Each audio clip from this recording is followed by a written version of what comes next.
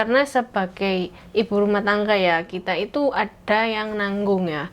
Jadi otomatis kita kan kayak ya udah, kalau misalnya nggak jualan pun tetap makan gitu loh, karena dapat dari suami. Aku sih pengalamanku sendiri, biasanya aku bikin kondisi kepepet, jadi kalau nggak cari uang itu nggak makan.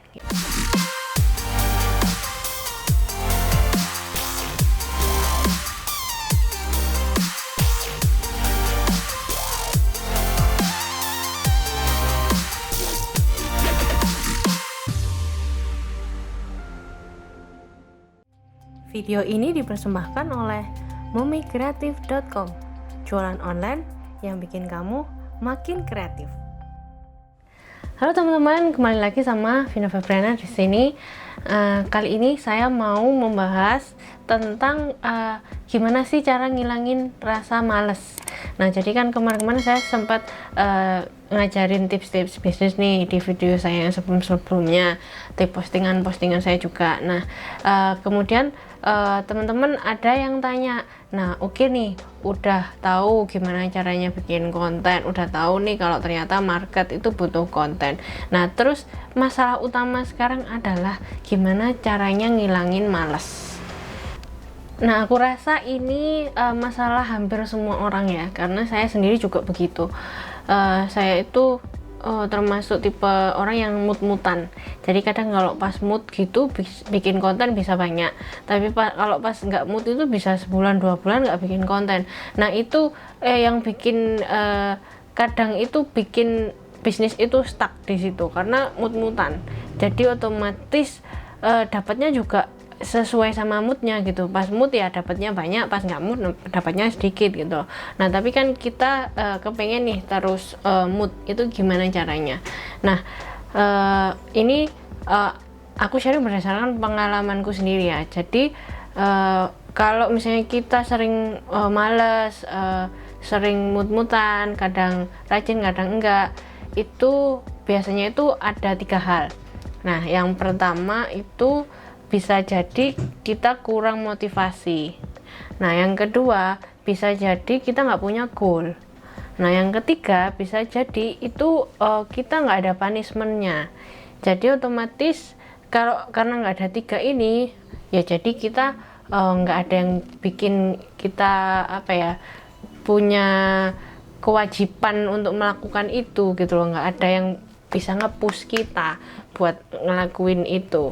Nah, yang pertama itu kurang motivasi. Itu biasanya kita itu nggak ada kondisi kepepet yang bikin kita itu harus ngelakuin itu, harus konsisten misalnya upload konten kayak gitu. Nggak ada kondisi kepepet yang bikin kita terus cari uang terus setiap hari. Karena sebagai ibu rumah tangga ya, kita itu ada yang nanggung ya. Jadi otomatis kita kan kayak ya udah, kalau misalnya nggak jualan pun tetap makan gitu loh, karena dapat dari suami misalnya kayak gitu. Jadi kalau aku sih pengalamanku sendiri, biasanya aku bikin kondisi kepepet. Jadi kalau nggak cari uang itu nggak makan gitu. Kalau nggak cari uang nggak ada yang gaji karyawan gitu. Jadi kadang itu dulu terutama awal-awal saya itu bisnisnya mungkin masih belum besar ya, tetapi saya butuh untuk ada yang bantu misalnya. Nah, sebenarnya itu antara nutut nggak nutut gitu loh untuk menggaji. Jadi omsetnya antara iya apa enggak, bisa gaji apa enggak kayak gitu. Tapi saya ciptain kondisi kepepet, otomatis saya hire aja. Jadi biar saya itu punya kondisi di mana saya tuh harus ngejar omset. Kalau nggak ada omset, saya nggak bisa gaji karyawan, karena karyawan saya itu bergantung hidupnya sama saya. Jadi kayak gitu. Itu yang pertama. Yang kedua, kalau misalnya masih belum berani hire ya, itu biasanya itu saya bikin kondisi kepepetnya itu, misalnya benar kita nggak mau nerima jatah bulanan dari suami, misalnya kayak gitu ya. Jadi kalau nggak dapat orderan nggak bisa makan kayak gitu. Nah, yang itu kalau itu jadi bisa diserahin semuanya ke anak misalnya. jadi khusus ada tabungan untuk anaknya misalnya kayak gitu. Jadi pokoknya uang bulanan dari suami itu khusus buat nanti anaknya sekolah atau kuliah. Nah, yang bulanan biasanya itu tetap kita yang cari sendiri. Nah, kayak gitu, itu kondisi kepepet. Dua hal itu yang bisa banget memotivasi saya untuk terus cari orderan setiap hari gitu. Jadi yang pertama tadi itu kita harus ciptakan kondisi kepepet. Jadi buat motivasi ya. Kalau kita nggak ada motivasi ya kita nggak akan maju karena nggak ada yang nge-push diri kita sendiri gitu. Nah, kalau yang kedua itu bisa jadi kita nggak punya goal. Nah, kalau kita nggak punya goal atau nggak punya tujuan tertentu atau omset tertentu atau mungkin impian tertentu, itu kita nggak ada motivasi juga untuk mengejarnya. Kalau kita nggak punya goal, kita jadi nggak jelas nih bisnisnya. Ya pokoknya jalan.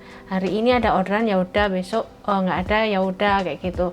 Tapi kalau misalnya kita ada goal omset tertentu, misalnya 10 juta. Nah, 10 juta itu dihitung dan kemudian dibagi 30 hari misalnya. Kalau misalnya kita nggak ada libur, atau kalau misalnya minggu libur dibagi 26 hari, itu berapa? Nah, itu kita kejar sehari itu tadi segitu. Nah, berikutnya kalau misalnya nggak nyampe tuh omsetnya, itu punishmentnya apa gitu. Jadi kita masuk yang ketiga nih, masalah yang ketiga, karena nggak ada punishment.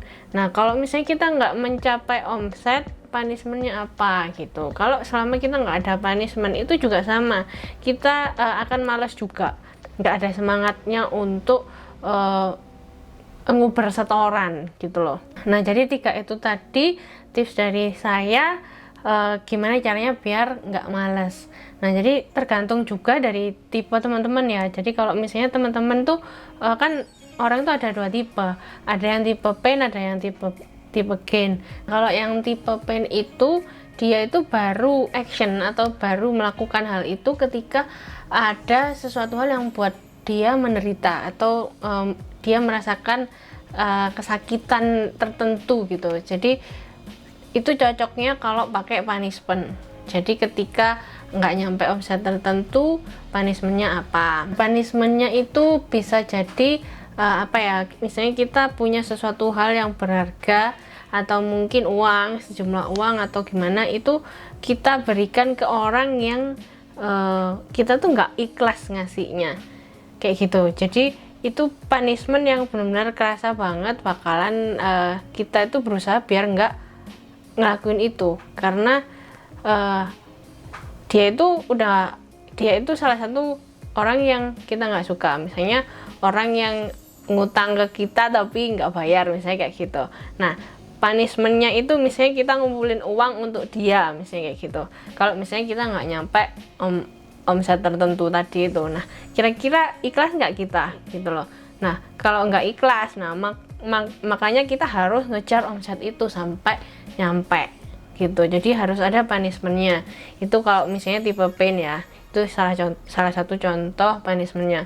Kalau misalnya tipe gain, itu berarti tipe yang harus dapat reward ketika melakukan sesuatu.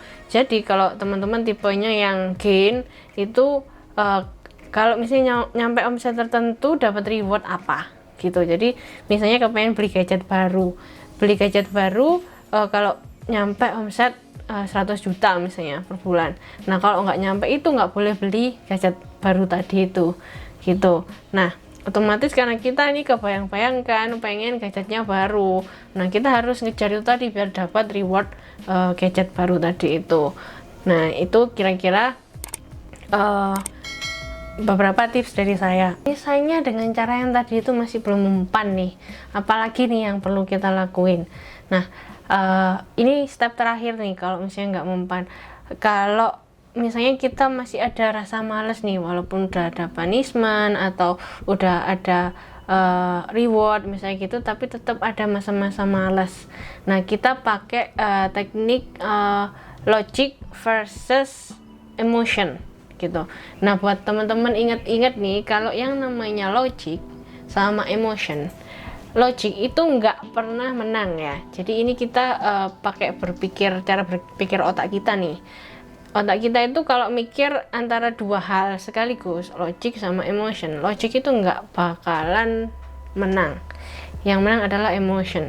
Jadi ketika logic itu tadi mulai datang, misalnya udah mulai malas, aduh rasanya itu kayaknya kalau dihitung itu nggak bakalan nyampe deh nih omset gitu. Jadi mungkin secara logikanya teman-teman tuh kayaknya nggak mungkin gitu loh. Tapi kita tetap harus mencapai omset itu gitu loh. Nah, kita gunakan emotion. Jadi kalau misalnya secara logik itu nggak nyampe karena udah nggak kelihatan nggak nyampe nya nih gitu. Nah, kita pakai emotion. Emotionnya itu misalnya gini, kita cari deh apa emosi yang paling bikin kita seneng banget, atau misalnya bikin sedih banget. Pokoknya intinya yang bikin kita tuh terus ingat-ingat, andai saja kalau omset itu kesampaian, aku bisa misalnya mengumrohkan orang tua, atau misalnya jalan-jalan ke Eropa, atau misalnya jalan-jalan ke kemana gitu. Nah, emotion yang sedih misalnya kita cari contoh misalnya kayak gini. Kalau pandemik kayak gini, kayak misalnya ada pandemik tiba-tiba kita nggak bisa cari uang, terus kayak gitu, secara emosi kita itu kan kayak gimana ya, sekarang tuh nggak bisa nyari uang, jadi nyesel kenapa dulu nggak nyimpen dana cadangan misalnya kayak gitu. Nanti andai saja kalau ada kejadian kayak gini lagi, itu kayak gimana, aku bisa-bisa kayak gini lagi, stres lagi kayak gitu. Jadi mainkan dua emosi itu tadi. Jadi terserah mau mainkan dua emosi yang mana, mau yang seneng banget atau mau yang sedih banget, ketakutan kayak gitu. Yang jelas emotion akan mengalahkan logik kita gitu. Dengan begitu kita akan terus produktif, kita akan terus dapat alasan nih biar nggak malas-malas lagi gitu. Nah, kira-kira seperti itu tips dari saya. Sekian dulu, sampai jumpa di video saya berikutnya. Jangan lupa subscribe ya. Bye bye.